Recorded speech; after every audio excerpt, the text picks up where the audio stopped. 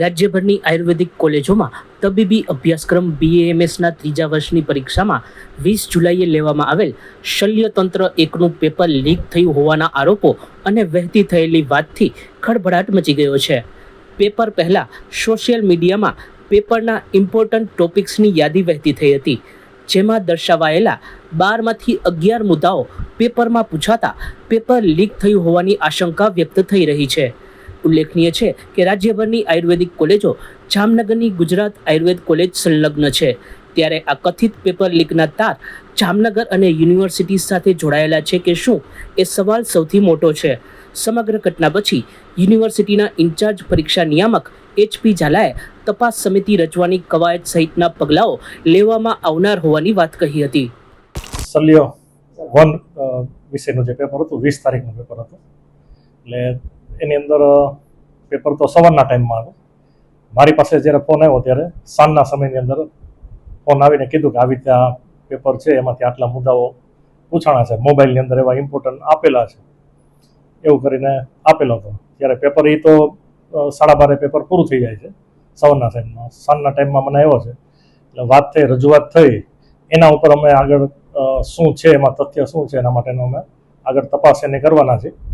એટલે આગળ તપાસ એને આવડી આ થશે. એટલે એક પેપર 20 તારીખ વાળું હતું, એમાં એવું પ્રશ્ન ઇમ્પોર્ટન્સ આવા આપી દીધા છે પ્રશ્ન, એવું જાણ કરવામાં આવી.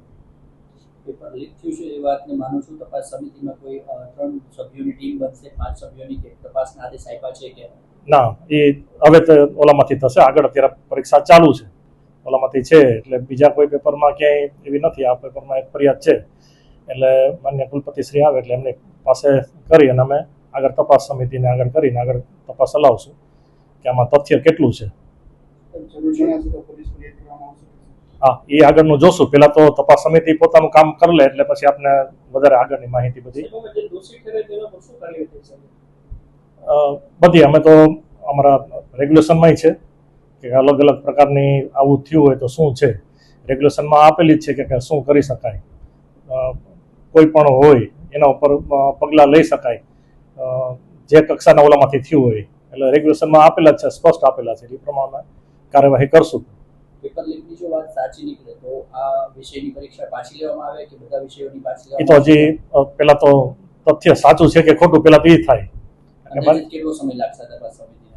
અમે તાત્કાલિક કરીને જેટલું બને એટલું વહેલા કરવાના ઓલામાંથી છે. આ પેપર પરીક્ષાઓ ઓલામાંથી ચાલતી હોય. કેટલા વિદ્યાર્થીઓ આ વિષયની પરીક્ષા આપી હશે? અમારે 20 થી 25 કોલેજો આખી બધી આખા ઓલામાંથી છે. એ બધી કોલેજોની અંદર અમારી એફિલિએટેડ કોલેજો છે, એમાં બધામાં ચાલુ છે પરીક્ષા. અત્યારે હાલ ચાલી રહી છે પરીક્ષા. ઇન્ચાર્જ પરીક્ષા નિયામક HP ઝાલા. સચોટ સમાચારો સૌથી ઝડપી મેળવવા માટે અમારી ચેનલને સબસ્ક્રાઇબ કરો.